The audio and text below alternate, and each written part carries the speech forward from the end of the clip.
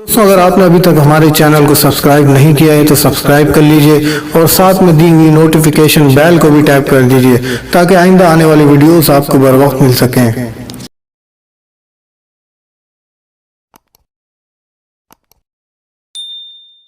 औज़ु बिल्लाहि मिनश्शैतानिर्रजीम बिस्मिल्लाहिर्रहमानिर्रहीम सल्लल्लाहु अला नबिय्यिल उम्मी व आलिहि सल्लल्लाहु अलैहि वसल्लम सलातु व सलामुन अलैका या सय्यदी या रसूलल्लाह। अस्सलामु अलैकुम व रहमतुल्लाहि व बरकातुहू।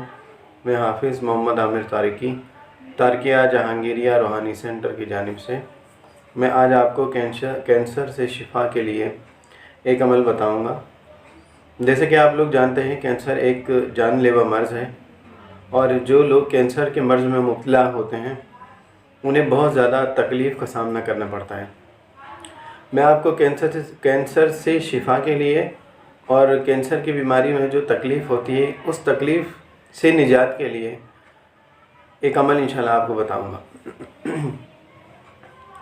ये अमल सूरह रहमान का अमल है, यानी आपने ये अमल करना है कि आपने सूरह रहमान को 3 मरतबा इस तरह आपने सुनना है कि तवज्जो के साथ बिल्कुल अपनी तवज्जो कलाम के ऊपर या कोई पढ़ के सुनाए या फिर किसी कारी की आवाज़ में उसे डाउनलोड कर लें बग़ैर तर्जुमे के, और तर्जुमे से सुने तो भी फ़ायदा है।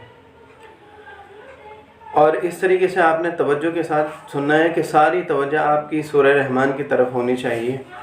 अब जितनी तवज्जो के साथ सारे ख़यालात को अपने जहन से निकाल कर आप लफ्ज़ों के ऊपर गौर करेंगे, हर लफ्ज़ के ऊपर आपने गौर करना है।